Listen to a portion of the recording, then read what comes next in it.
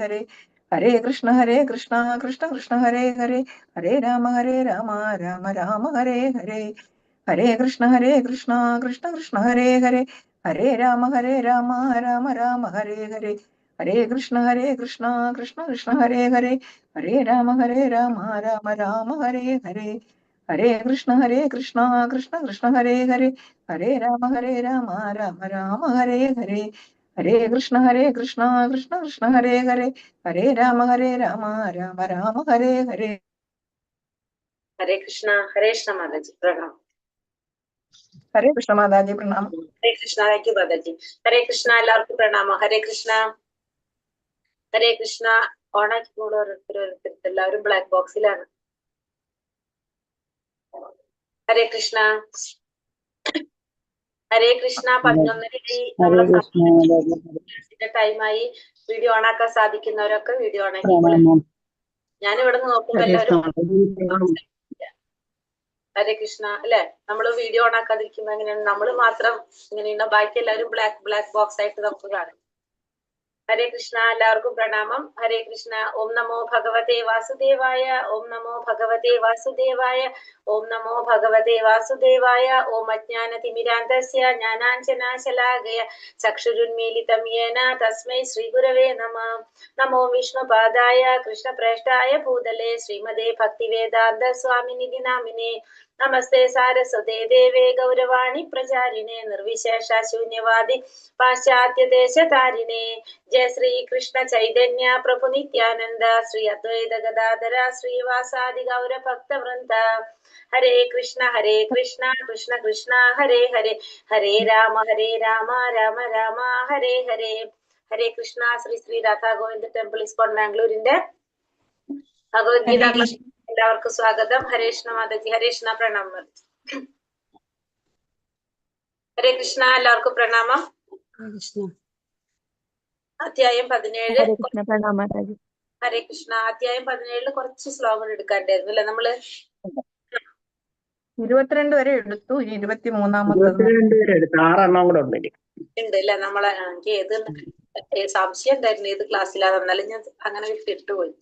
ഹരേ കൃഷ്ണ ഹരേ കൃഷ്ണ. അപ്പൊ നമ്മള് അധ്യായം 17 ശ്രദ്ധാവിഭാഗങ്ങളാണ് നമ്മൾ പഠിച്ചിട്ടുണ്ടായിരുന്നല്ലേ. അതിൽ നമ്മൾ എന്തൊക്കെയാ കണ്ടത്? ശ്രദ്ധാവിഭാഗങ്ങളില് എന്തൊക്കെയാ മനസ്സിലാക്കിയിട്ടുണ്ടായിരുന്നല്ലേ നമ്മള്? ത്രിഗുണ സ്വാധീനം നമ്മുടെ ആഹാരത്തിലും തപസ്സിലും ദാനത്തിലും യജ്ഞത്തിലും എല്ലാം പ്രതിഫലിക്കുന്നുണ്ട്.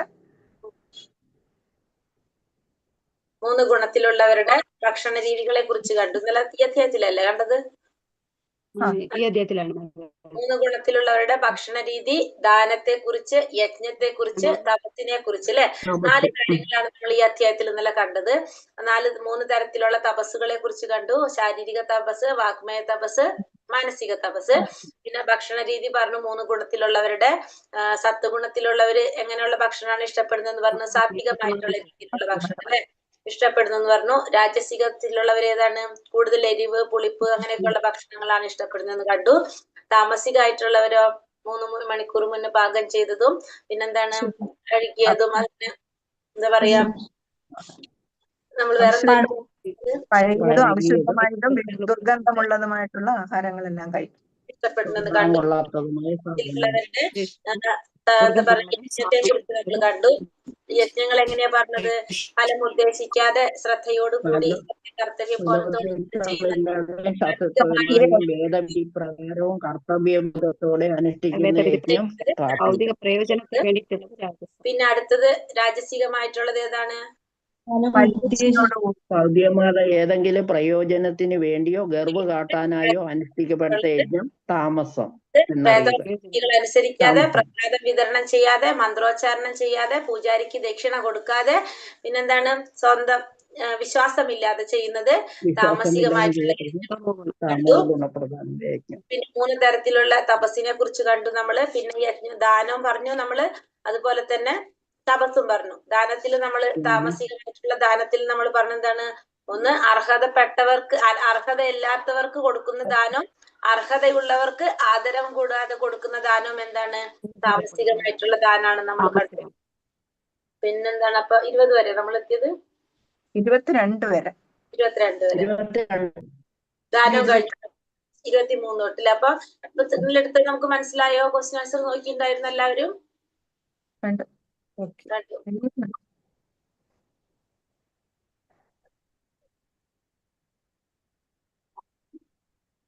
ഇന്ന് 23-ാമത്തെ ശ്ലോകം തൊട്ടെടുക്കണം നമ്മള് അല്ലെ?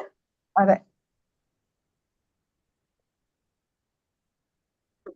ഇനി എന്താ പറയണത്? ഇപ്പൊ നമ്മൾ പറഞ്ഞു സത്വഗുണത്തിലുള്ളതും രജോ ഗുണത്തിലുള്ളതും തമോ ഗുണത്തിലുള്ള യജ്ഞം, ദാനം, തപസ്, ഈ 3 എണ്ണത്തിന്റെ നമ്മൾ പറഞ്ഞു. ഇനി ഇത് എങ്ങനെയാണെന്ന് പറയണം. ഇതിനെ കുറിച്ച് നമുക്ക് പറയാം അടുത്തത്. ഹരേ കൃഷ്ണ. ഓം നമോ ഭഗവതേ വാസുദേവായ. ഇതൊക്കെ നമ്മൾ എന്തിനു വേണ്ടിയിട്ടാണ് ഇതൊക്കെ ചെയ്യണെന്നുള്ളത് കൂടി പറയാണ്. യജ്ഞവും ദാനവും തപസ്സും ഒക്കെ ചെയ്യുന്നത് എന്തിനു വേണ്ടിയിട്ടാണ്? ഓം തത്സാദിതി നിർദ്ദേശോ ബ്രഹ്മണ സ്ത്രീവിധാത്മൃത ബ്രഹ്മണാസ്തേന വേദാഞ്ച യജ്ഞാശ്ച വിഹിതാം പുരാ. സൃഷ്ടിയുടെ ആരംഭം മുതൽക്ക് പരമമായ നിരപേക്ഷ തത്വത്തെ സൂചിപ്പിക്കാൻ വേണ്ടി ഉപയോഗിച്ചിരുന്ന 3 വാക്കുകളാണ് ഓം തത്സത് എന്നിവ. പ്രതീകാത്മകളായ ഈ വാക്കുകൾ വേദോച്ചരണത്തിലും യജ്ഞാനുഷ്ഠാനങ്ങളിലും ബ്രാഹ്മണൻ പരമപുരുഷന്റെ തൃപ്തിക്ക് വേണ്ടി ഉരുവിട്ടു പോന്നു. അപ്പൊ നമ്മൾ യജ്ഞം ചെയ്യുമ്പോഴും ദാനം ചെയ്യുമ്പോഴും തപസ് ചെയ്യുമ്പോഴും നമ്മൾ എന്ത് ചെയ്യുമ്പോഴും എന്താണ്? ഭഗവാന്റെ തൃപ്തിക്ക് വേണ്ടിയിട്ട് നമ്മൾ പറയുന്ന 3 വാക്കുകളാണ് എന്ത്? ഓം തത്സത് എന്ന് പറയുന്നത്. അതായത് ഓം തത്സത് എന്ന് പറഞ്ഞ ഓം എന്ന് പറഞ്ഞ എന്താണ്? ഓംകാരം. എന്താണ് പറഞ്ഞത്? ഓംകാരം നമുക്ക് ഓർമ്മയുണ്ട് അല്ലെ? ഭഗവാന്റെ എന്താണ്? ഭഗവാന്റെ അല്ലെ? ഓംകാരം എന്ന് പറഞ്ഞ ഭഗവാന്റെ നാമത്തിന് തുല്യമാണെന്നുള്ളത് വിഭൂതിയിൽ നമ്മൾ പഠിച്ചിട്ടുണ്ടായിരുന്നു. അപ്പൊ ഓം എന്ന് പറഞ്ഞാൽ എന്താണ്? ഭഗവാന്റെ നാമത്തിന് തുല്യാണ്. ഓം തത്ത്. തത്ത് എന്ന് പറഞ്ഞാൽ എന്താണ്? അത് അതീന്ദ്രിയമായിട്ടുള്ളതാണ്. തത്ത് എന്ന് വെച്ചാല് അതീന്ദ്രിയമായിട്ടുള്ളതാണ്. സത്ത് എന്ന് വെച്ചാലോ ശാശ്വതമായിട്ടുള്ളത്. ആ ശാശ്വതമായിട്ടുള്ളത് ആരാണ്? ഭഗവാൻ. അപ്പൊ ഓം തത്സത്ത് എന്ന് പറഞ്ഞാല് ഇത് ഭഗവാന്റെ ഓം എന്ന് വെച്ചിട്ടുണ്ടെങ്കിൽ നമ്മൾ പറഞ്ഞു ഭഗവാന്റെ നാമത്തിന് തുല്യം. സത്ത് അതീന്ദ്രിയമായിട്ടുള്ളത്. സത്ത് എന്ന് പറഞ്ഞു കഴിഞ്ഞാല് ശാശ്വതമായിട്ടുള്ളത്. അതാണ് ഭഗവാൻ. അപ്പൊ നമ്മൾ ഈ ഓം തത്സത് എന്ന് പറയുന്നത് ഓരോന്നും എന്താ പറയുന്നത്? സൃഷ്ടിയുടെ ആരംഭം മുതൽക്ക് തന്നെ ഇവിടെ പറഞ്ഞ യജ്ഞം, ദാനം, തപസ്, ഇത് ഓരോന്നും നമ്മൾ എന്താണ് ചെയ്യുന്നത്? ഭഗവാനെ പ്രീതിപ്പെടുത്താൻ വേണ്ടി. അതായത് നമ്മളെ ലക്ഷ്യം എന്താണ്? ഇതിലൊക്കെ സാക്ഷാത്കാരം നേടാന്നുള്ളതാണ് ഇതിന്റെ ഒക്കെ ലക്ഷ്യം. യജ്ഞങ്ങൾ ചെയ്യുന്നതും ദാനം ചെയ്യുന്നതും തപസ് ചെയ്യുന്നതും ഒക്കെ നമ്മൾ എന്തിനു വേണ്ടിയിട്ടാണ്? നമ്മൾ ആത്മസാക്ഷാത്കാരം നേടാൻ വേണ്ടി, അല്ലെങ്കിൽ ആത്മീയമായ ഉന്നതിക്ക് വേണ്ടിയിട്ടാണ് നമ്മൾ ഇതൊക്കെ ചെയ്യുന്നത്. അപ്പോ നമ്മൾ ഇത് ചെയ്യുമ്പോൾ നമ്മൾ ഇന്നലെ പറഞ്ഞിട്ടുണ്ടായിരുന്നു എന്താണ് നമ്മൾ ചെയ്യുന്നത്? നമ്മൾ ചിലപ്പോൾ വിചാരിക്കാതെ തന്നെ നമുക്ക് അതിൽ എന്ത് സംഭവിക്കും? നമ്മൾ അറിയാത്ത പിഴവുകൾ അതിൽ സംഭവിക്കും. നമ്മൾ നല്ല ദാനം കൊടുക്കുന്നതിനെ കുറിച്ച് പറഞ്ഞല്ലേ? നമ്മൾ സാത്വികമാണെന്ന് വിചാരിച്ചു കൊടുത്ത ദാനം എന്തായിട്ട് മാറി? തമോ ഗുണത്തിലേക്കുള്ളതായിട്ട് മാറി. അപ്പൊ അങ്ങനെയൊക്കെ സംഭവിച്ചു പോകുന്നതാണ്. അപ്പൊ അത് ഇല്ലാതാക്കാനായിട്ട് നമ്മൾ എന്ത് ചെയ്യണം? യജ്ഞം ചെയ്യുമ്പോഴും ദാനം ചെയ്യുമ്പോഴും തപസ് ചെയ്യുമ്പോഴും അത് ഭഗവാന് സമർപ്പിച്ചുകൊണ്ട് ഓം തത്സത് എന്നുരുവിട്ടുകൊണ്ട് നമ്മൾ ചെയ്തു കഴിഞ്ഞാൽ നമ്മൾ എന്താണത്? ഭഗവാന് സമർപ്പിച്ചുകൊണ്ടാണ് നമ്മൾ അത് ചെയ്യുന്നത്. അപ്പോ നമ്മൾ അറിയാതെ വരുന്ന തെറ്റുകൾ എന്തെങ്കിലും ഉണ്ടെങ്കിൽ തന്നെ അത് ഭഗവാൻ അർപ്പിക്കുന്നത് കൊണ്ട് തന്നെ നമുക്ക് എന്താണ്? അത് ഇല്ലാതാകാണ് ചെയ്യുന്നത്. നമ്മൾ അറിയാതെ സംഭവിക്കുന്ന പിഴവുകളോ തെറ്റുകളോ അതിൽ ഇല്ലാതാകും. നമ്മൾ എന്ത് വേണം? എന്ത് ചെയ്യുമ്പോഴും ഓം തത്സത് എന്നുറിവിട്ടുകൊണ്ട് വേണം നമ്മൾ ചെയ്യാനായിട്ട്. അപ്പൊ അത് ഭഗവാന് സമർപ്പിക്കുകയാണ്, ഭഗവാനെ പ്രതിനിധീകരിക്കുകയാണ്. അപ്പൊ ഭഗവാന് സമർപ്പിച്ചുകൊണ്ട് നമ്മൾ ചെയ്തു കഴിഞ്ഞാൽ സ്വാഭാവികമായിട്ടും എന്താണ്? നമ്മൾ ചെയ്യുന്നതില് അറിയാതെ സംഭവിക്കുന്ന എന്തെങ്കിലും പിഴവുകളോ തെറ്റുകളോ ഉണ്ടെങ്കിൽ അത് എന്താണ്? ഭഗവാന് സമർപ്പിക്കുന്നതോടുകൂടി അത് ഇല്ലാതാകും. അപ്പൊ അതുകൊണ്ട് നമ്മൾ എന്ത് ചെയ്യണം? ഇത് ഓം തത്സത്ത് എന്ന് കൂട്ടിച്ചേർത്തിട്ട് വേണം നമ്മൾ പറയാനായിട്ട്. അപ്പൊ എല്ലാം ചെയ്യുന്നത് ആർക്ക് വേണ്ടിയിട്ടാണ്? ഭഗവാന് വേണ്ടിയിട്ടാണ്. നമ്മളെ ഭഗവത്ഗീതയിൽ പറയുന്നത് എന്താണ്? നമ്മൾ ചെയ്യുന്ന ഓരോ പ്രവൃത്തിയും ആർക്ക് വേണ്ടിയിട്ടുള്ളതായിരിക്കണം? ഭഗവാന് വേണ്ടിയുള്ളതായിരിക്കണം. അപ്പൊ ഈ 3 കാര്യങ്ങൾ ചെയ്യുമ്പോഴും നമ്മൾ അതിന്റെ ഒപ്പം എന്ത് കൂടി പറഞ്ഞു ചെയ്യണം? ഓ തത്സത് എന്ന് പറയണം. യജ്ഞങ്ങൾ അനുഷ്ഠിക്കുമ്പോഴും ദാനം ചെയ്യുമ്പോഴും തപസ് ചെയ്യുമ്പോഴും. അപ്പൊ ദാനം കൊടുക്കുമ്പോഴും നമ്മളൊരു വ്യക്തിക്ക് ഇപ്പൊ ഒരു 50 രൂപ ദാനം കൊടുത്തു കഴിഞ്ഞാൽ നമ്മൾ എന്ത് പറഞ്ഞു കൊടുക്കുക? ഓം തത്സത് എന്ന് പറഞ്ഞിട്ട് കൊടുത്തു കഴിഞ്ഞാൽ അതെന്താണ്? അത് ഭഗവാന് സമർപ്പിച്ചതാവാണ്. നമ്മൾ ഭഗവാന് സമർപ്പിച്ചിട്ടാണ് ചെയ്യുന്നത്. അപ്പൊ ഓട്ടോമാറ്റിക്കലി എന്താണ്? ഇപ്പൊ അത് ആ വ്യക്തി ഏത് രീതിയിൽ ഉപയോഗിച്ചാലും നമുക്ക് അതിന്റെ എന്ത് വരുന്നില്ല? അതിന്റെ എന്താ പറയാ ദോഷങ്ങൾ വരുന്നില്ല. കാരണം അതിലെ തെറ്റുകൾ ഉണ്ടെങ്കിൽ തന്നെ അത് ഭഗവാനെ സമർപ്പിക്കുന്നതോട് കൂടി അതില്ലാതാകുന്നു. മനസ്സിലായോ? അപ്പൊ നമ്മൾ ഓം തത്സത് എന്ന വാക്കിന്റെ പ്രാധാന്യം, ഭഗവാന്റെ ഓം എന്ന് പറഞ്ഞാൽ ഭഗവാന്റെ നാമത്തിന് തുല്യാണ്. തത് എന്ന് പറഞ്ഞാൽ അത് അതീന്ദ്രിയമാണ്. സത്ത് എന്ന് പറഞ്ഞാൽ ശാശ്വതമായിട്ടുള്ളതാണ്. അതുകൊണ്ട് ഇനി അടുത്തിൽ എന്താ പറയണത്? തസ്മാദോമിത്യുദാഹൃത്യ യജ്ഞദാന തപാക്രിയഃ പ്രവർത്തന്തെ വിധാനോക്ത സതതം ബ്രഹ്മവാദിനാം. അതുകൊണ്ട് എന്ത് ചെയ്യണം? വൈദിക നിയന്ത്രണം അനുസരിച്ച് യജ്ഞദാന തപസ്സുകൾ അനുഷ്ഠിക്കുന്ന അതീന്ദ്രിയവാദികൾ പരമപുരുഷനെ പ്രാപിക്കുന്നതിനായി എപ്പോഴും ഓം എന്ന വാക്കോട് കൂടിയാണ് എല്ലാം ആരംഭിക്കുന്നത്. അപ്പൊ അതുകൊണ്ട് തന്നെ വൈദിക നിയന്ത്രണം അനുസരിച്ച് യജ്ഞദാന തപസ്സുകൾ അനുഷ്ഠിക്കുന്ന അതീന്ദ്രിയവാദികള് പരമപുരുഷനെ പ്രാപിക്കുന്നതിനായിട്ട് എപ്പോഴും ഏത് വാക്കുകൂടി ഉപയോഗിക്കുന്നു? ഓം എന്ന വാക്കുകൂടി ഉപയോഗിച്ചിട്ടാണ് എല്ലാം ആരംഭിക്കുന്നത്. നമ്മൾ എല്ലാത്തിന്റെ ഫ്രണ്ടിൽ എന്ത് പറയുന്നുണ്ട്? ഓം എന്ന് വെച്ചിട്ടാണ് നമ്മൾ ഉപയോഗിക്കല്. ഓം നമഃശിവായ എല്ലാത്തിന്റെ ഫ്രണ്ടിൽ നമ്മൾ നോക്കിക്കഴിഞ്ഞാൽ ഹരേ കൃഷ്ണ മഹാമന്ത്രത്തിൽ മാത്രം ഓം കാണുന്നില്ല. എന്തുകൊണ്ടാണത്? ബാക്കി എല്ലാ മന്ത്രത്തിൽ എന്തുണ്ട്? ഓം ഇല്ലേ? നമ്മൾ നോക്കിയൊന്ന് ഉണ്ടോ? അത് സ്വയം ഭഗവാൻ തന്നെ ആയതുകൊണ്ട്. സ്വയം ഭഗവാൻ തന്നെ ആയതുകൊണ്ട് അല്ല. ഒന്നും കൂടി പറഞ്ഞാണെങ്കിലും ഒന്നും കൂടി പറഞ്ഞു നോക്കിയാ, കുറിച്ച് നോക്കിയാ. എല്ലാത്തിലും അധിപൻ ഭഗവാനാണ്. ഒപ്പമാണോ? അല്ല, എല്ലാത്തിന്റെയും അധിപൻ ഭഗവാനാണ്. അപ്പൊ പിന്നെ ഭഗവാന് വേണ്ടി മറ്റുള്ളവർ പ്രാർത്ഥിക്കുമ്പോൾ ആ ഭഗവാൻ അർപ്പിക്കുകയാണ് ഓം പറഞ്ഞ്. അതുകൊണ്ടാവാം. പിന്നെ നിങ്ങൾ ആരും 10ാമത്തെ അധ്യായം വായിച്ചിട്ടില്ല, എനിക്ക് മനസ്സിലായി. പിന്നെന്താണ്? വേറെ എന്തെങ്കിലും പറഞ്ഞു വെക്കുന്നു? ഭഗവാനും ഭഗവാന്റെ നാമമായിട്ട് വ്യത്യാസമില്ല. ഇല്ല. പിന്നെ ഇനി എന്തെങ്കിലും ഉണ്ടോ? ഇനി എന്തെങ്കിലും പറയണ്ടോ? പ്രണവ മന്ത്രങ്ങളിൽ വെച്ച് ഭഗവാൻ ഓം എന്ന് പറയുന്ന ഭഗവാനാകുന്നു. പ്രണവ മന്ത്രങ്ങളിൽ വെച്ചിട്ട് ഭഗവാനാകുന്നു. പിന്നെ ഒന്നും കൂടി ഒഴിച്ചോ? കിട്ടോ നോക്കാം നമുക്ക്. ഭഗവാന്റെ അതീന്ദ്രിയ നാമമാണ് ഓം. ഭഗവാന്റെ അതീന്ദ്രിയ നാമമാണ് ഓം. നമ്മൾ ഹരേകൃഷ്ണ മഹാമന്ത്രത്തിൽ എന്തുകൊണ്ടാണ് ഓം വരാത്തത്? ഇതാണ് നമ്മുടെ ചോദ്യം. എന്തുകൊണ്ടാണ് വരാത്തത്? നമ്മൾ ഭഗവാനെ തന്നെ അങ്ങ് പ്രാർത്ഥിക്കല്ലേ. രാധാറാണിയോട് പ്രാർത്ഥിക്കുന്നോണ്ടാണോ? രാധാറാണിയോട് പ്രാർത്ഥിക്കുന്നത് കൊണ്ടല്ല. എടുത്തു കഴിഞ്ഞാൽ നിങ്ങൾക്ക് ശ്ലോകം പറഞ്ഞതാന്ന് വെച്ചിട്ടായിരുന്നു. അതുകൊണ്ടല്ല.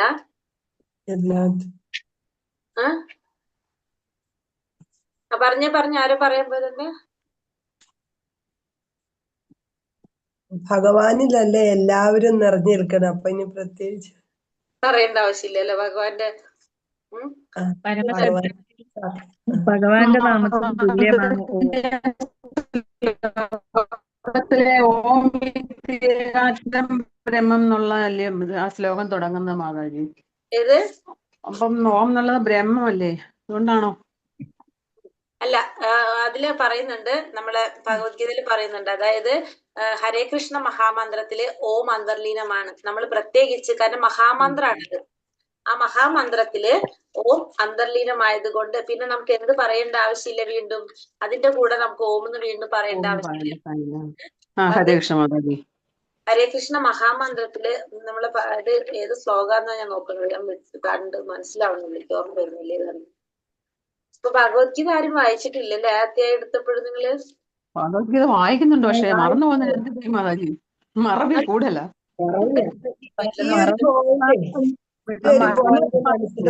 പറഞ്ഞിട്ടുണ്ട് മാതാജി. മറന്നു പോകുന്ന മാത്രമല്ല മാതാജി, അത് അത്ര അങ്ങോട്ട് ഉൾക്കൊണ്ടിട്ടില്ല. അതാണ് അതിന്റെ സത്യം. അങ്ങോട്ട് നിൽക്കുന്നില്ല മാതാജി. എന്നാൽ ചില കാര്യങ്ങൾ നമുക്ക് ഓർക്കും, പെട്ടെന്ന് പറയുമ്പോൾ നമ്മളെ മൈൻഡിൽ സ്ട്രൈക്ക് ചെയ്യില്ല. ചില പോയിന്റുകൾ നമുക്ക് സ്ട്രൈക്ക് ചെയ്യില്ല. കിട്ടത്തില്ല. വിട്ടു. അങ്ങനെ നമുക്ക് മെയിൻ ആയിട്ട് തോന്നുന്നത് എന്നറിയാം, ജസ്റ്റ് ഒന്ന് നോട്ട് ചെയ്ത് വെക്കാം. അപ്പൊ നമ്മൾ അതൊന്നും വിട്ടില്ലല്ലോ. ഏത് ശ്ലോകം എന്നുള്ളത് ഞാനും മറന്നു. ഇനി മാതാജി ചോദിച്ചാൽ മറക്കില്ല, പറയും. അതെ, അതിന്റെ ഗുണതാണ്. നമ്മളിപ്പോ ക്ലാസ്സിൽ ഇങ്ങനെ ഡിസ്കസ് ചെയ്ത് പോകുമ്പോ അത് പിന്നെ നമ്മളെ മൈൻഡിൽ നിൽക്കും. അതങ്ങനെയാ. ചില കാര്യങ്ങൾ നമ്മളിങ്ങനെ ഡിസ്കസ് ചെയ്ത് പോവില്ല, അങ്ങനെ പോകുന്ന കാര്യങ്ങള് നമ്മളുള്ളിൽ പിന്നെ അവിടെ നിൽക്കും. നമുക്ക് അത് ഓർമ്മ വരും. അതെ, അതിനായിട്ട് ബന്ധപ്പെട്ട എല്ലാ കാര്യവും നമുക്ക് ഓർമ്മ വരും. അപ്പൊ ഓട്ടോമാറ്റിക്കലി കുറച്ച് കഴിയുമ്പോ അതാണെന്നുള്ള നമുക്ക് അങ്ങനെയാണ്, നമുക്ക് അതങ്ങനെ ഓർമ്മ വരും. നമുക്ക് ഇങ്ങനെ പറയുന്നതിന്റെ ഗുണം അതാണ്. ഇങ്ങനെ പറയുമ്പോ, ക്ലാസ് പറയുന്നേക്കാളും ഇങ്ങനെ ചില പോയിന്റ്സ് നമ്മൾ അല്ലാതെ പറയുമ്പോ അത് നമ്മളെ ഉള്ളിൽ നിൽക്കും. കണ്ടു കഴിഞ്ഞാൽ ഹരേകൃഷ്ണ മന്ത്രം മഹാമന്ത്രമായതുകൊണ്ട് അല്ലെ? ഹരേ കൃഷ്ണ മഹാമന്ത്രമായതിൽ അതില് ഓം അന്തർലീനമാണ്. ഓംകാരം അതില് അന്തർലീനമാണ്. അതുകൊണ്ടാണ് നമ്മള് ഇതിൽ പറയുന്നുണ്ടത്. അതിനകത്ത് ഓം പറയാത്തത്. ഏതൊക്കെയായിരിക്കും? അല്ലെങ്കിൽ 7-ലാണോ ഓംകാരത്തെ കുറിച്ച് പറയുന്നത്? ഭഗവാന്റെ 7-ാമത്തെ അധ്യായത്തിലാണോ അല്ലെ? കുറച്ച് പറയുന്നില്ലേ?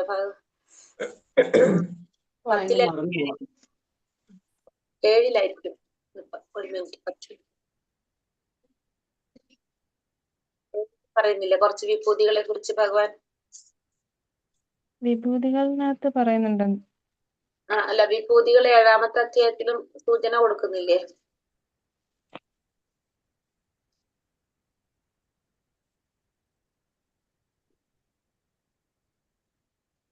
ഉണ്ട് 7-ാമത്തെ അധ്യായത്തിൽ പറയുന്നുണ്ട്. 8-ാമത്തെ ശ്ലോകമാണെന്നാണ് ഞാൻ മാർക്ക് ചെയ്തത്. പ്രണവം ഓംകാരം എന്ന് പറയുന്നു.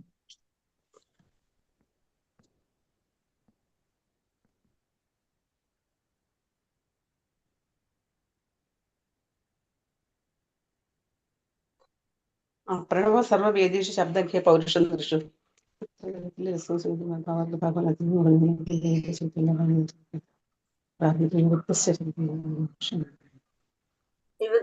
ഇതില് പക്ഷെ അത് പറഞ്ഞില്ലല്ലോ. അപ്പൊ വേറെ പറയുന്നില്ല. ഇതില് പറയുന്നില്ല. അപ്പൊ അവിടെ തന്നെ 9-ൽ 10-ൽ തന്നെ ആയിരിക്കും അപ്പൊ അത് പറയുന്നത് ഓംകാരം. നമുക്ക് നോക്കാം ഏതെങ്കിലും വിഭൂതികൾക്കകത്ത് പറയുന്നുണ്ട് മാതാജി.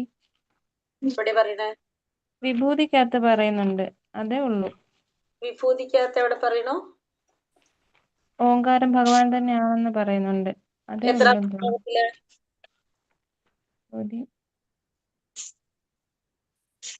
7-ാമത്തെ ശ്ലോകത്തിൽ പറയുന്നുണ്ടല്ലോ മാതാജി. അല്ല, 8-ാമത്തതില്, 7-ാമത്തെ അധ്യായത്തിലെ 8-ാമത്തെ ശ്ലോകത്തിൽ. ഇതില് പക്ഷെ ഓംകാരം അന്തർലീനമായിട്ടുണ്ടെന്ന് പറഞ്ഞിട്ടില്ലല്ലോ. വിഭൂതിക്കകത്ത് പന്ത്രങ്ങളില് ഭഗവാനെ അഭിസംബോധന ചെയ്യുന്നതിനുള്ളതാണ് അഭൗതികമായ ഓംകാരം. ഓംകാരം എന്നേ പറഞ്ഞിട്ടുള്ളൂ. അല്ല, 7-ാമത്തെ അധ്യായത്തിൽ പറയുന്നുണ്ട് 8-ാമത്തെ ശ്ലോകത്തില്. അതിനകത്ത് ഓംകാരം ഭഗവാനെ അഭിസംബോധന ചെയ്യുന്നതിനുള്ളതാണ്. പ്രണവം എന്ന് പറഞ്ഞിട്ടത് ഓംകാരം എന്ന് എഴുതിയിരിക്കുന്നത്. അല്ലാതെ കറക്റ്റായിട്ട് ഇങ്ങനൊരു സെന്റൻസ് വരുന്നുണ്ട്. ഓംകാരം കൃഷ്ണനെ പ്രതിനിധീകരിക്കുന്നതാണ്. അങ്ങനെ 25-ാമത്തെ ശ്ലോകം. അല്ല, 7-ാമത്തെ അധ്യായത്തിൽ 8-ാമത്തെ ശ്ലോകം പറയുന്നുണ്ട്. അത് മാതാജി 7-ാമത്തെ അധ്യായത്തിൽ 25-ാമത്തെ ശ്ലോകം മഹർഷീനാം ഭൃഗുരകം അസ്മി അക്ഷരം യജ്ഞോനാം യജ്ഞോ അസ്മി സ്ഥാവനാണ ഹിമാലയ എന്ന് പറയുന്നത്. മഹർഷിമാരിൽ ഭൃഗു വാക്കുകളിൽ ഏകാക്ഷരമായ ഓങ്കാരം ഞാൻ തന്നെയാണ്. അല്ല, ഓങ്കാരം കൃഷ്ണനെ പ്രതിനിധീകരിക്കുന്നു എന്ന് ഉണ്ടല്ലോ 8-ാമത്തെ ശ്ലോകത്തില് 7-ാമത്തെ അധ്യായത്തില്. വഹിക്കുന്നത്. അപ്പൊ വേറെ എവിടെയും കൂടി ഉണ്ട് കേട്ടോ. ഇതല്ലാതെ ഈ ജപയജ്ഞോസ്മി കഴിഞ്ഞിട്ട് ഞാൻ നോക്കിട്ട് പറഞ്ഞുതരാം അത് എവിടെയാണ്. ഞാനത് വരച്ചിട്ടുണ്ടായിരുന്നത്. അത് നമ്മളെ സമയം പോലും. ഓംകാരം എന്ന് പറയുന്നത് ഓംകാരം ഇതില് അന്തർലീനമായിട്ടുള്ളതാണ്. നമ്മള് ഹരേ കൃഷ്ണ മഹാമന്ത്രത്തില് അന്തർലീനമായിട്ടുള്ള 8-ാമത്തെ അധ്യായത്തില് 13-ാമത്തെ ശ്ലോകം.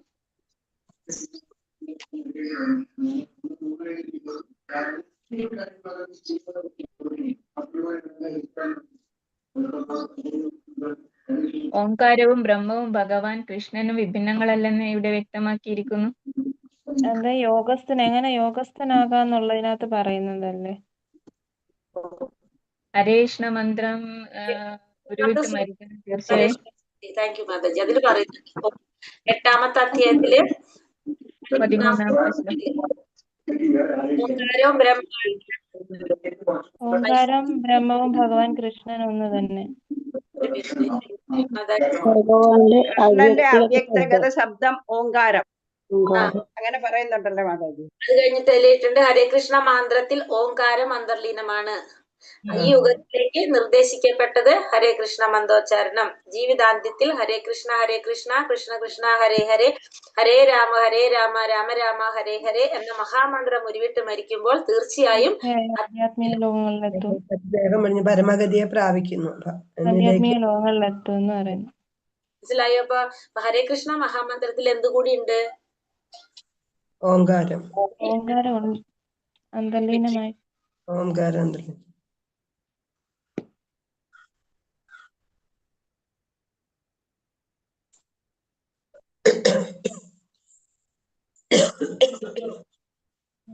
ഹരേ കൃഷ്ണ. അപ്പൊ മനസ്സിലായല്ലോ?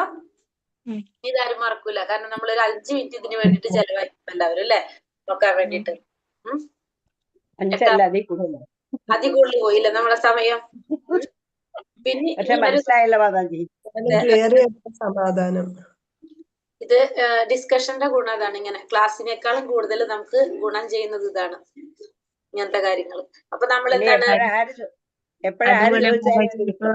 നമ്മൾ ഇത്രയും നാള് പഠിച്ചു, പക്ഷേങ്കിൽ ഇപ്പം പ്രൊജക്ട് ചെയ്ത് എസ് എഴുതുമ്പോൾ മാത്രമേ അത് മനസ്സിലായി കിട്ടുന്നുള്ളൂ. എസ് എഴുതുമ്പോൾ മാത്രം കുറച്ച് മനസ്സിലായിട്ടുണ്ട്. അതെ അതെ. അപ്പൊ നമുക്ക് മനസ്സിലായി ഹരേ കൃഷ്ണ മഹാമന്ത്രം എന്ന് പറയുന്നത് മഹാമന്ത്രാണത്. അപ്പൊ അതുകൊണ്ട് നമ്മൾ അതിന്റെ മുന്നിൽ എന്ത് വരുന്നില്ല, പിന്നെ ഓം എന്ന് പറയുന്നില്ല. കാരണം അതിൽ ഓൾറെഡി എന്തുണ്ട്? ഓം എന്ന് ഉണ്ട്. അതുകൊണ്ട് അപ്പൊ നമ്മളിങ്ങനെ ആരെങ്കിലും അതിൽ ഓം ചേർത്ത് ചൊല്ലണ കേട്ടിട്ടുണ്ടെങ്കിൽ ചിലർ ചൊല്ലണം കേട്ടിട്ടുണ്ട്, ഓം എന്നും കൂടി പറഞ്ഞിട്ട് ചില കാര്യങ്ങൾ. അപ്പൊ അതെന്തുകൊണ്ടാണ്? അവർക്ക് അറിയാത്തത് കൊണ്ടാണ് അവരത് പറഞ്ഞത്. നമുക്ക് പറ്റുന്നവർക്ക് തിരുത്തി കൊടുക്കാം, അല്ലെങ്കിൽ അവർ അങ്ങനെ തന്നെ ചെയ്തോട്ടെ, കുഴപ്പമില്ല എന്ന് വിചാരിക്കുക. അപ്പൊ നമുക്ക് എന്ത് മനസ്സിലാക്കാം? നമ്മൾ എന്ത് ചെയ്യുമ്പോഴും ഭഗവാന് സമർപ്പിച്ചുകൊണ്ട് ചെയ്യുകയാണെങ്കിൽ നമുക്ക് പിന്നെ അതിലെന്തില്ല, അതിന്റെ എന്താ പറയാ പാപങ്ങളൊന്നും, കർമ്മങ്ങൾ അനുഭവിക്കേണ്ടതായിട്ട് വരുന്നില്ല. അപ്പൊ വൈദിക നിയന്ത്രണം അനുസരിച്ച് യജ്ഞദാന തപസ്സുകൾ അനുഷ്ഠിക്കുന്ന അതീന്ദ്രിയവാദികള് പരമപുരുഷനെ പ്രാപിക്കാനായിട്ട് എപ്പോഴും എല്ലാത്തിന്റെ ഫ്രണ്ടിലും എന്ത് വെക്കും? ഓം എന്ന വാക്കോട് കൂടിയാണ് ആരംഭിക്കുന്നത്. നമുക്കറിയാം എന്താണ് പറഞ്ഞ, നമ്മള് ഗണപതി ഹോമം നടത്തുമ്പോൾ അല്ലെ, എല്ലാത്തിന്റെ മന്ത്രത്തിന്റെ മുന്നിൽ നമ്മൾ എന്ത് പറഞ്ഞിട്ടാണ്? ഓം പറഞ്ഞിട്ടാണ് എല്ലാം ചെയ്യുന്നത്. നമ്മൾ എന്താ പറയുന്നത്? ഇവിടെ ഗണപതിയെ മാത്രമേ പൂജിക്കുന്നുള്ളൂ എന്ന് പറയും നമ്മള്. നമുക്കറിയത്തോണ്ടല്ല നമ്മളത് പറഞ്ഞിരുന്നത്. നമ്മള് അപ്പൊ ശരിക്കും പറഞ്ഞ എന്താണ്, നമ്മൾ എല്ലാവരും ആരാധിക്കുമ്പോൾ അതിന്റെ ഫ്രണ്ടിൽ ആരെ കൂടി പറഞ്ഞിട്ടാണ് ചെയ്യുന്നത്? ഭഗവാനെ കൂടി പറഞ്ഞിട്ടാണ് ചെയ്യുന്നത്. അത് മനസ്സിലായി നമുക്കിപ്പോ, ഇല്ലേ?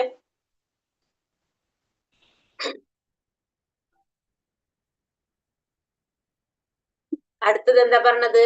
തദിത്യാനഭിസന്ധായ ഫലം യജ്ഞാതപക്രിയഃ ദാനക്രിയാശ്ച വിവിധ ക്രിയന്തെ മോക്ഷകാംക്ഷിഭിഃ. ഫലോദ്ദേശം കൂടാതെ തത് എന്നുച്ചരിച്ചുകൊണ്ട് വേണം ഒരാൾ പലതരത്തിലുള്ള യജ്ഞങ്ങളും ദാനവും തപസ്സുകളും ചെയ്യാൻ. ഭൗതിക ബന്ധങ്ങളിൽ നിന്നുള്ള മുക്തിയാണ് അങ്ങനെയുള്ള അതീന്ദ്രിയ പ്രവർത്തനങ്ങളുടെ ഉദ്ദേശം. അപ്പൊ തത്ത് എന്ന് ഉച്ചരിച്ച്, ഫലം ആഗ്രഹിക്കാതെ തത് എന്നുച്ചരിച്ചു കൊണ്ട് വേണം നമ്മൾ എന്ത് ചെയ്യാനായിട്ട്? എല്ലാ തരത്തിലുള്ള യജ്ഞവും ദാനവും തപസ്സും ഒക്കെ ചെയ്യാനായിട്ട്. ഭൗതിക ബന്ധങ്ങളിൽ നിന്നുള്ള മുക്തിയാണ് ഇത്തരത്തിലുള്ള പ്രവർത്തനങ്ങളുടെ ഉദ്ദേശം. നമ്മൾ യജ്ഞവും ദാനവും തപസ്സും ഒക്കെ ചെയ്യുന്നത് എന്തിനാണ്? ഭൗതികമായിട്ടുള്ള ബന്ധങ്ങളിൽ നിന്ന് മുക്തി നേടാൻ വേണ്ടിയിട്ടാണ് നമ്മൾ ചെയ്യുന്നത്. അപ്പൊ അതിന്റെ കൂടെ നമ്മൾ എന്തുകൂടി പറയണം? നമ്മള് തത് എന്ന് ഉച്ചരിച്ചുകൊണ്ട് നമ്മൾ ഇതൊക്കെ ചെയ്യണം.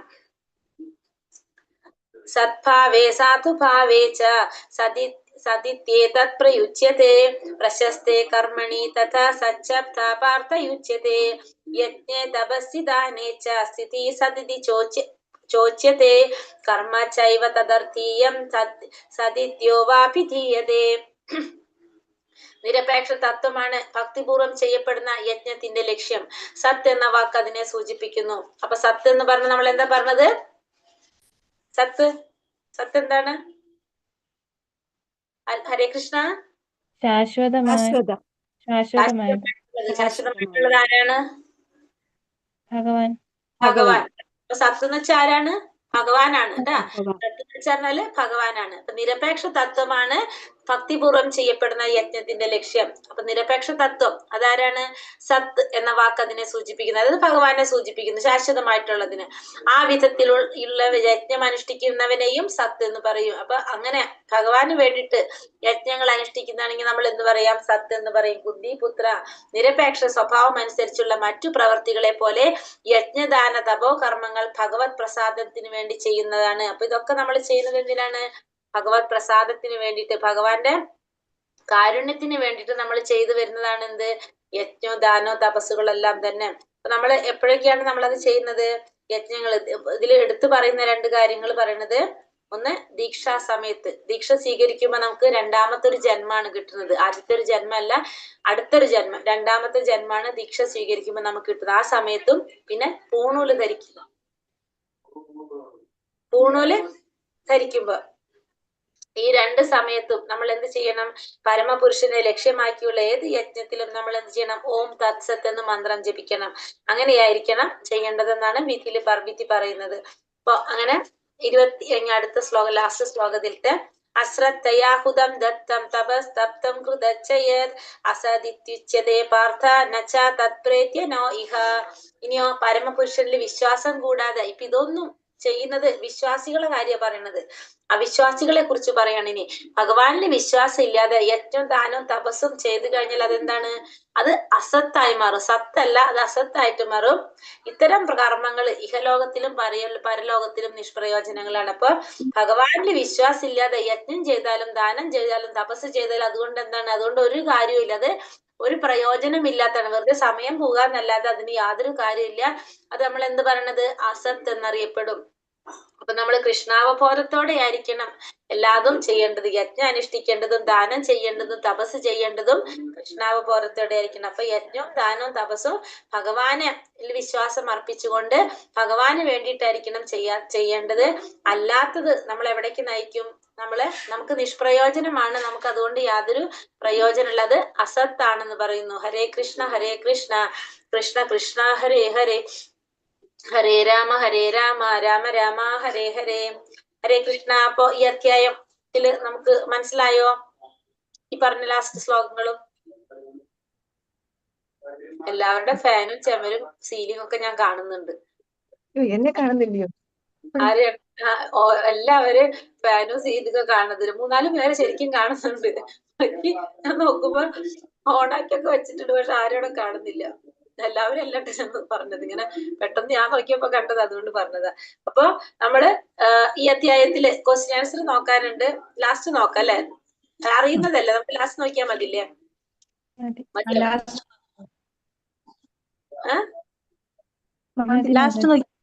മതില്ലേ? അപ്പൊ അധ്യായം 18ലേക്ക് പോകാം.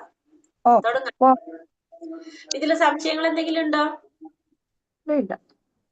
ഇല്ല, നമുക്ക് ക്ലിയർ ആണല്ലോ. 17-ാമത്തെ അധ്യായം മനസ്സിലായി. ഹരേ കൃഷ്ണ മഹാമന്ത്രത്തിന്റെ പ്രാധാന്യം മനസ്സിലായി. ഓംകാരം അതിൽ അന്തർലീനമാണെന്ന് മനസ്സിലായി അല്ലെ? എല്ലാത്തിന്റെ ഫ്രണ്ടിലും നമ്മൾ ഓം എന്ന് വെക്കുന്നത് നമുക്കിപ്പോ ക്ലിയർ ആയി അല്ലെ? ആരെങ്കിലും ചോദിച്ചാൽ നമ്മളത് മാറ്റി പറയും.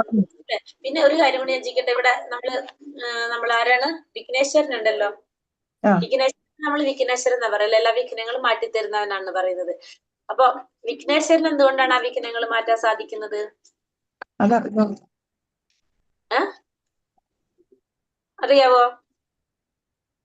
ചിലപ്പോ മാതാജി പറയുമ്പോ ഓർമ്മ വരുമായിരിക്കും, അതായിരിക്കും കഥയിൽ.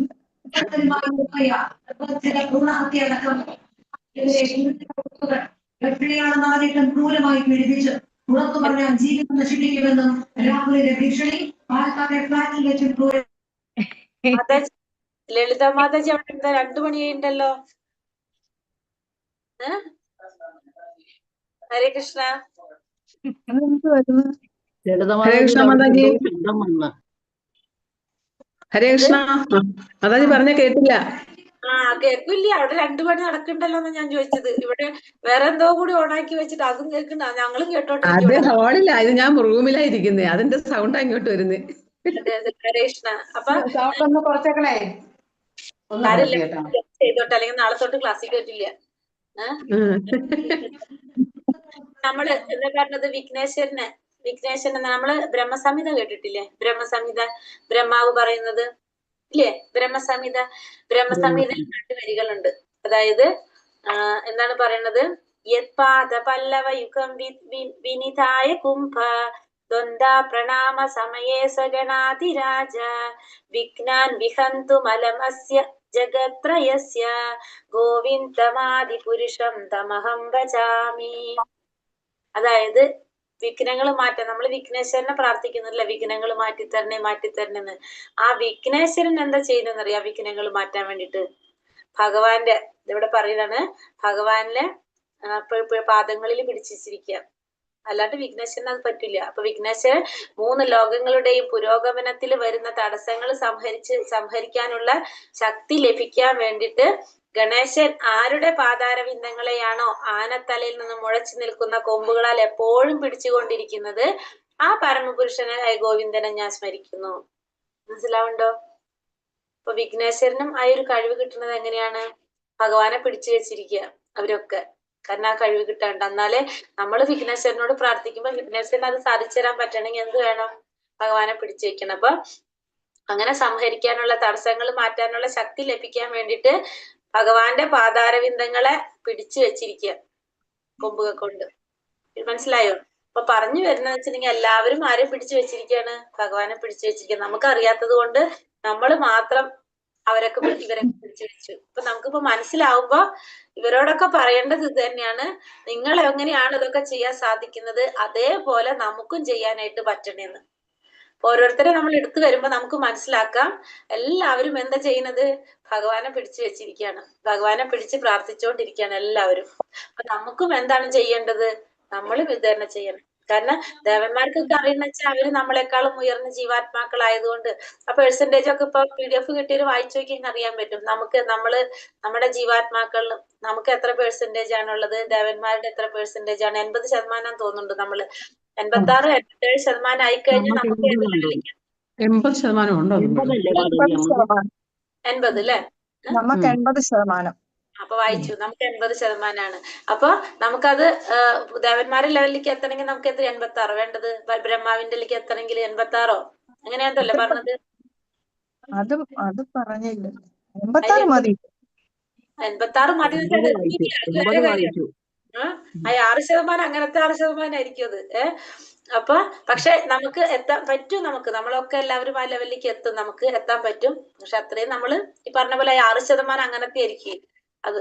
അങ്ങനെയുണ്ട്. അത് എനിക്ക് 86 കൺഫേം അല്ല, കറക്റ്റ് ഓർമ്മയില്ല. പക്ഷെ എനിക്ക് എന്റെ ഒരു തോന്നൽ 86 ആണെന്നാണ്. അപ്പൊ ഇങ്ങനെ നമ്മള് അപ്പൊ എന്താണ് ആ ഒരു ലെവലിലേക്ക് എത്തുമ്പോ നമുക്ക് മനസ്സിലാക്കാനായിട്ട് സാധിക്കും ഓരോ കാര്യങ്ങള്. ഉയർന്ന ജീവാത്മാക്കളാണ് ദേവന്മാര്. അത്രയുള്ള വ്യത്യാസമല്ല. നാളെ നമ്മളും ആരാവാം? ദേവന്മാരാവാം. നമ്മൾ ആ പെർസെന്റേജ് കവർ ആയി കഴിഞ്ഞാൽ നമുക്കും ദേവന്മാരാവാനായിട്ട് സാധിക്കും. അത് സത്യമാണത്. അതിലങ്ങനെയാണ് പറഞ്ഞിരിക്കുന്നത്. ആവാണ്ടിരിക്കുന്നില്ല ആരും. നമ്മളെപ്പോലുള്ള ജീവാത്മാക്കളല്ല അവരൊക്കെ. പക്ഷെ അതെന്താണ്? അതിന് നമ്മൾ കുറെ ചെയ്യാനുണ്ട്. ഇത്രേ ഉള്ളൂ വ്യത്യാസം. അപ്പൊ നമ്മള് ഇതൊന്ന് പറഞ്ഞത് ഇപ്പൊ ഇത് പറഞ്ഞു ഓർമ്മ വന്നപ്പോ ഞാനത് പെട്ടെന്ന് പറഞ്ഞതാണ് വിഘ്നേശ്വരന്റെ കാര്യം. അപ്പൊ നമുക്കത് ശ്രദ്ധിക്കാം. മാതാജി ആ ശ്ലോകം ഒന്ന് പറയാ. ആ ശ്ലോകം നമ്മുടെ ബ്രഹ്മസംഹിതയില് പറയുന്നതാണ്. ഒരു മിനിറ്റ് ഞാൻ ബുക്ക് എടുക്കട്ടെ, എനിക്ക് കാണാതറിയില്ല.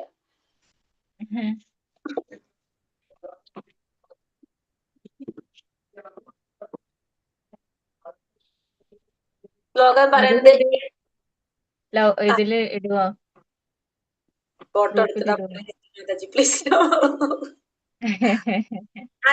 ഇതുണ്ടോ വൈഷ്ണവഗീതം ബുക്ക് ഉണ്ടോ ആരെങ്കിലും കയ്യില്? ഫോട്ടോ ഇട്ടേക്കാം മാതാജി. മാതാജിയിൽ ഉണ്ടല്ലോ, ശോഭന മാതാജി ഉണ്ടല്ലോ. അതിലുണ്ട് കേട്ടോ മാതാജി. അതില് 48-ാമത്തെ പേജിൽ കേട്ടോ മാതാജി. 48-ാമത്തെ വരി കേട്ടോ, 2-ാമത്തെ സ്റ്റാൻസ. യത്പാദ പല്ലവ യുഗം വിനിതായ കുംഭ ദ്വന്ദ്വ പ്രണാമ സമയേ സഗണാധിരാജ വിഘ്നാൻ വിഹന്തു മലമസ്യ ജഗത്രയസ്യ ഗോവിന്ദമാദി പുരുഷം തമഹം ഭജാമി. അതാണ് ശ്ലോകം വരുന്നത്. അതിന്റെ മീനിങ് പറയുന്നത് മാതാജി ഒന്ന് ജസ്റ്റ് നോട്ട് ചെയ്തോ. മാതാജിക്ക് അല്ലെങ്കിൽ നോക്കിയാൽ മനസ്സിലാവാൻ പാടായിരിക്കും. 55-ാമത്തെ പേജില് 2-ാമത്തെ സ്റ്റാൻസ്. അത് മീനിങ് വരുന്നത്. ശ്ലോകം വരുന്നത് 48-ാമത്തെ പേജില് 2-ാമത്തെ.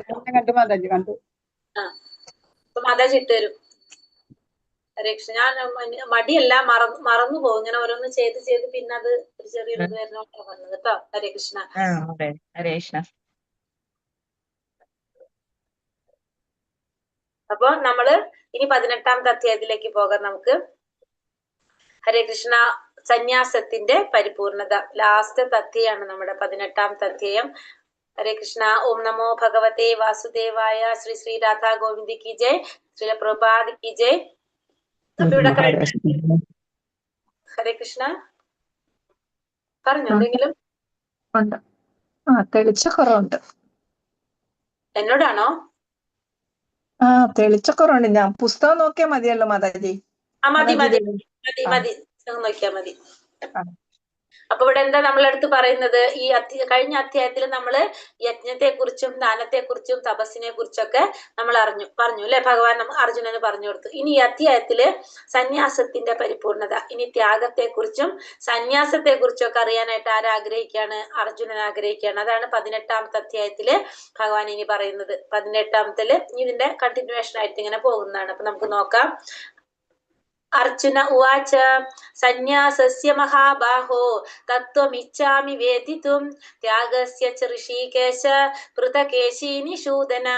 അർജുനൻ പറഞ്ഞു, മഹാബാഹുവായ കൃഷ്ണ, കേശിയെ ഹനിച്ചവനും ഇന്ദ്രിയങ്ങളുടെ നാഥനുമായ ഭഗവാനെ, ത്യാഗത്തിന്റെയും സന്യാസത്തിന്റെയും ഉദ്ദേശം എന്തെന്നറിയാൻ ആഗ്രഹമുണ്ട്.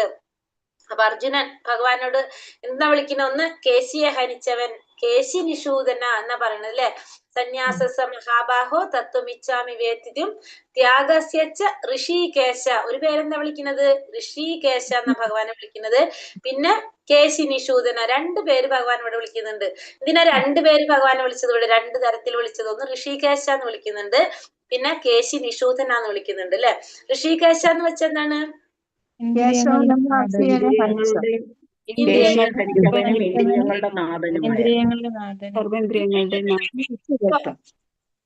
ഇവിടെ എന്താണ് അർജുനൻ ഉദ്ദേശിക്കുന്നത്? അർജുനന്റെ ഇന്ദ്രിയങ്ങളെ നാഥനായതുകൊണ്ട് അല്ലെ?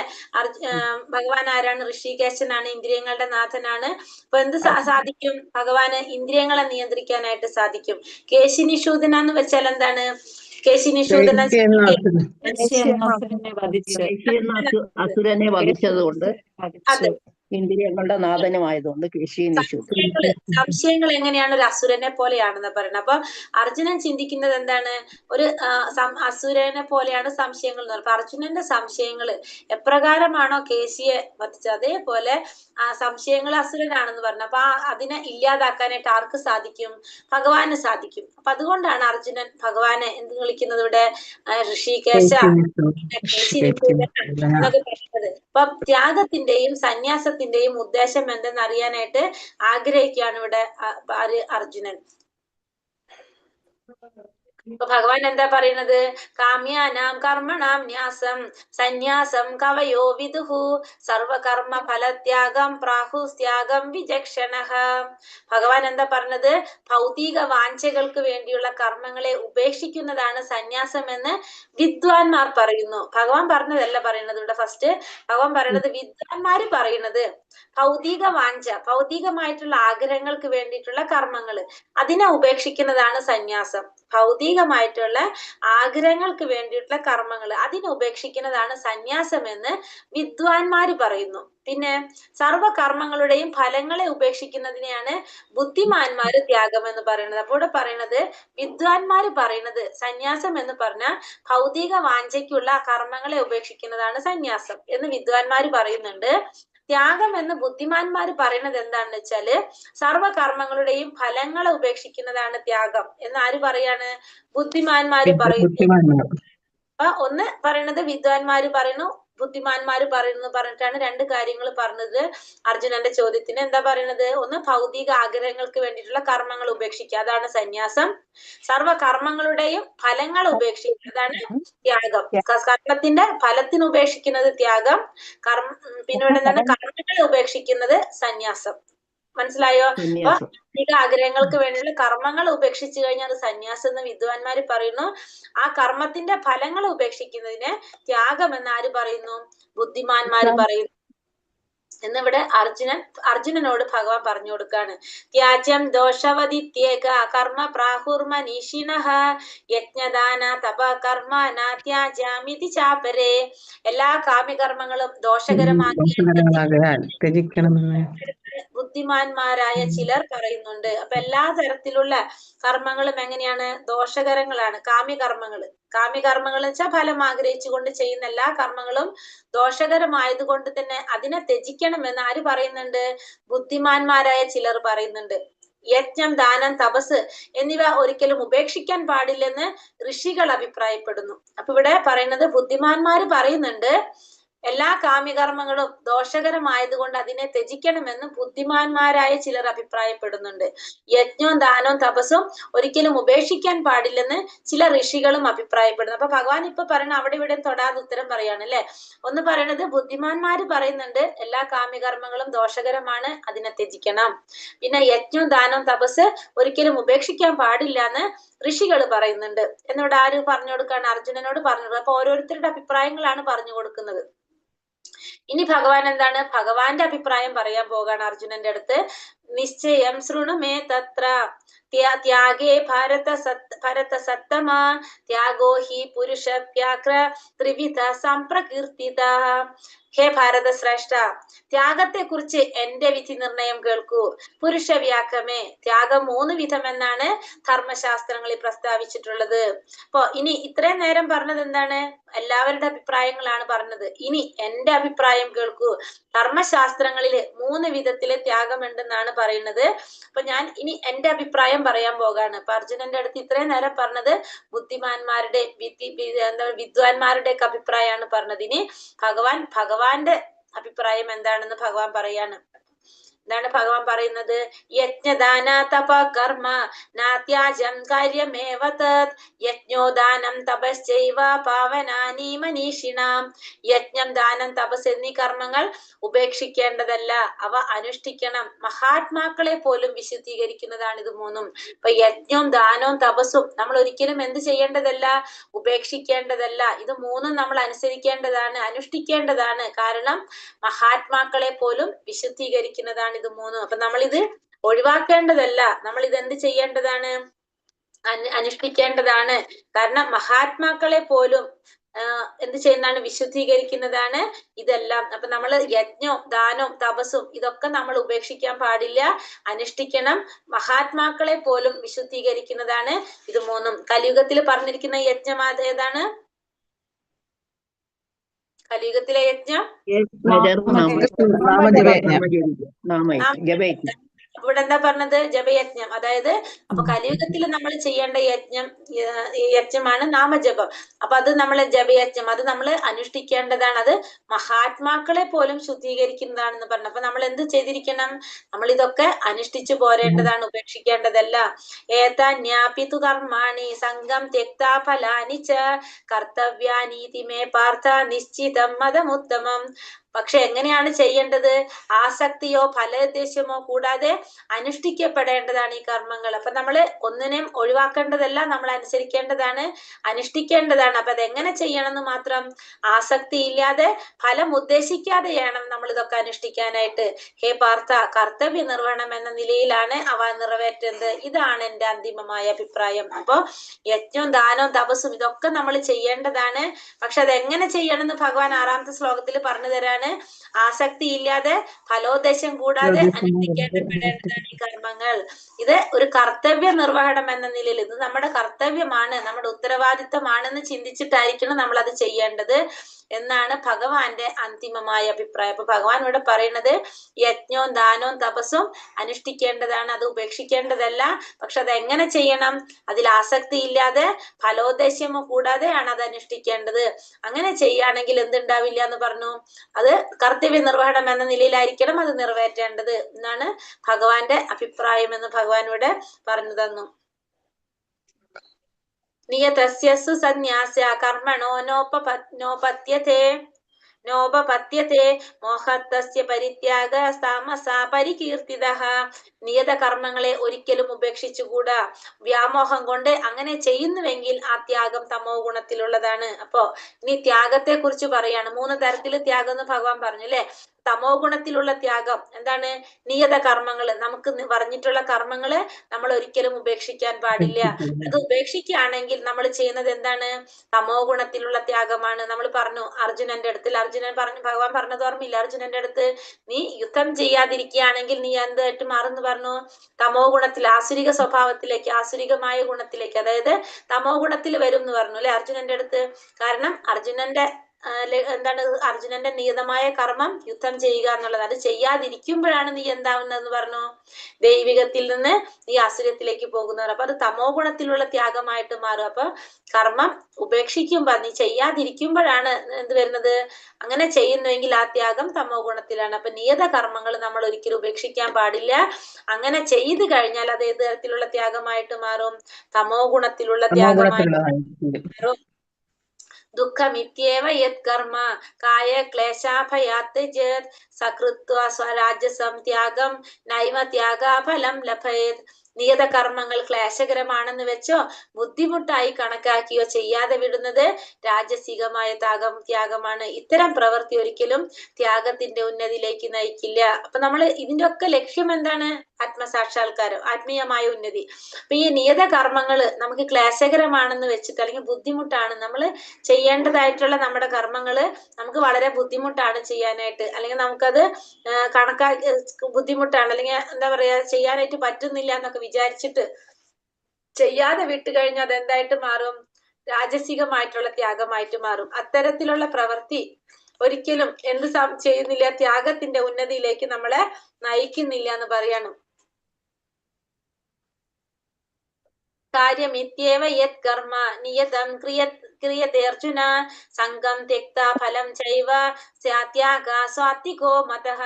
ഹേ അർജുന, ഭൗതിക സംഗ്രഹിതനായും ഫലം ഉദ്ദേശിക്കാതെയും തന്റെ കർത്തവ്യമാണെന്ന് മാത്രം കരുതിക്കൊണ്ട് വിധിക്കപ്പെട്ട കർമ്മം ചെയ്യുന്നവന്റെ ത്യാഗം സാത്വികം. അപ്പൊ സാത്വികമായിട്ടുള്ള ത്യാഗം എന്ന് പറയുന്നത് എന്താണ്, ഭൗതിക സംഗ്രഹിതനായിക്കൊണ്ട് ഫലം ഉദ്ദേശിക്കാതെ തന്റെ കർത്തവ്യമാണെന്ന് മാത്രം കരുതിക്കൊണ്ട് വിധിക്കപ്പെട്ട കർമ്മം ചെയ്യുന്നവന്റെ ത്യാഗം സാത്വികമായിട്ടുള്ള ത്യാഗം. അപ്പൊ തന്റെ കർമ്മമാണ്, തന്റെ കർത്തവ്യമാണെന്ന് കരുതിക്കൊണ്ട് മാത്രം വിധിക്കപ്പെട്ട കർമ്മം ചെയ്യാണ്, ഫലം ആഗ്രഹിക്കുന്നില്ല. അതാണ് എന്ത്, സാത്വികമായിട്ടുള്ള ത്യാഗം എന്ന് പറയുന്നത്. അപ്പൊ സാത്വികമായ ത്യാഗം എന്ന് പറഞ്ഞാൽ എന്താണത്, നമ്മളെ കർമ്മം ചെയ്യുന്നു, നമ്മൾ അതിന്റെ ഫലമൊന്നും ആഗ്രഹിക്കുന്നില്ല, അങ്ങനെ ചെയ്യുന്നതാണ് എന്ത്, സാത്വികമായിട്ടുള്ള ത്യാഗം. രാജസികമായിട്ടുള്ള ത്യാഗം എന്ന് പറയുന്നത് ക്ലേശകരമാണെന്ന് വിചാരിച്ചുകൊണ്ട് ബുദ്ധിമുട്ടാണെന്ന് കരുതിക്കൊണ്ട് നമ്മൾ ചെയ്യാതിരുന്നു കഴിഞ്ഞാൽ അത് രാജസികമായിട്ടുള്ള ത്യാഗം എന്ന് പറയാം. അതായത് നമുക്ക് അതിനൊരു ഉദാഹരണം പറഞ്ഞു കഴിഞ്ഞാല്, നമ്മൾ ഓരോ പ്രവർത്തികൾ ചെയ്യുമ്പോൾ പ്രവൃത്തികൾ ഭയമെന്ന് കരുതിയോ ക്ലേശമാണെന്ന് കരുതിയോ പിന്മാറുന്നത്, നമ്മൾ എന്തെങ്കിലും കാര്യങ്ങൾ ചെയ്യുമ്പോൾ നമുക്കത് ക്ലേശകരമാണ് അല്ലെങ്കിൽ ബുദ്ധിമുട്ടാണെന്ന് കരുതിക്കൊണ്ട്, അതിന് ഇവിടെ കറക്റ്റ് ആയിട്ട് പറയുന്നുണ്ട്, കൃഷ്ണാവബോധനിഷ്ഠനായ ഒരാൾ ഫലോദിഷ്ട കർമ്മമാണെന്ന് കരുതി ധനാർജന മാർഗങ്ങൾ ഉപേക്ഷിക്കേണ്ടതല്ല. ഇപ്പൊ കൃഷ്ണാവബോധത്തിൽ വന്നിട്ട് ഇപ്പൊ നമ്മൾ പറയില്ലേ, ഫലം ആഗ്രഹിച്ചുകൊണ്ട് ഫലോദിഷ്ട കർമ്മങ്ങൾ ചെയ്യാൻ പാടില്ല എന്ന് പറഞ്ഞിട്ട് അങ്ങനെ കരുതിയിട്ട് ധനം ആർജിക്കേണ്ട മാർഗങ്ങൾ നമ്മൾ ഉപേക്ഷിക്കേണ്ടതല്ല. പ്രവൃത്തി കൊണ്ട് തന്നെ നേടുന്ന ധനം നമ്മൾ എന്ത് ചെയ്യാം, കൃഷ്ണാവബോധത്തിലും നമുക്ക് സഹായത്തിന് ഉപയോഗിക്കാനായിട്ടും, പിന്നെ അതുപോലെ തന്നെ അതിരാവിലെ ഉണർന്ന ആധ്യാത്മികമായ കൃഷ്ണാവബോധത്തെ വളർത്താനും കഴിയുമെങ്കിൽ ആ വിധം പ്രവർത്തികളിൽ നിന്ന് ഭയന്ന് ക്ലേശമെന്ന് കരുതി നമ്മൾ പിന്മാറുക. അതൊക്കെ എന്താണ്, രാജസികമായിട്ടുള്ള ത്യാഗത്തിൽ വരുന്നതാണ്. പിന്നെ താമസികമായിട്ടുള്ള ത്യാഗം എന്താണ് പറഞ്ഞത്, വ്യാമോഹം കൊണ്ട് നിയത കർമ്മങ്ങൾ ഉപേക്ഷിക്കുകയാണെങ്കിൽ നമ്മൾ അതിനെന്ത് പറയും, തമോ ഗുണത്തിലുള്ള ത്യാഗം എന്ന് പറയും. നമുക്ക് ഇവിടെ വെച്ച് നിർത്താം. ഹരേ കൃഷ്ണ. അപ്പൊ അത് അങ്ങനെയുള്ള 3 തരത്തില്, അപ്പൊ ത്യാഗം മാത്രമാണ് നമ്മൾ ഇന്ന് പറഞ്ഞത്. ഇതില് 9 വരെയുള്ള ശ്ലോകം അല്ലെ. അപ്പൊ ഇതില് നമ്മള് നാളെ ബാക്കി നമുക്ക് പറയാം. ത്യാഗത്തെ കുറിച്ച് പറഞ്ഞത് മാത്രമേ ഉള്ളൂ. അപ്പൊ നമുക്ക് മറ്റേ അധ്യായത്തിന്റെ ക്വസ്റ്റ്യൻ ആൻസർ നോക്കണ്ടേ, 17ന്റെ നോക്കാം. ഹരേ കൃഷ്ണ. ഈ പറഞ്ഞതിൽ എന്തെങ്കിലും സംശയം ഉണ്ടോ? ക്വസ്റ്റ്യൻ ആൻസർ നോക്കിയിട്ട് ചോദിക്കാം അല്ലെ നമുക്ക്. ഹരേ കൃഷ്ണ, ക്വസ്റ്റ്യൻ പറയാവോ?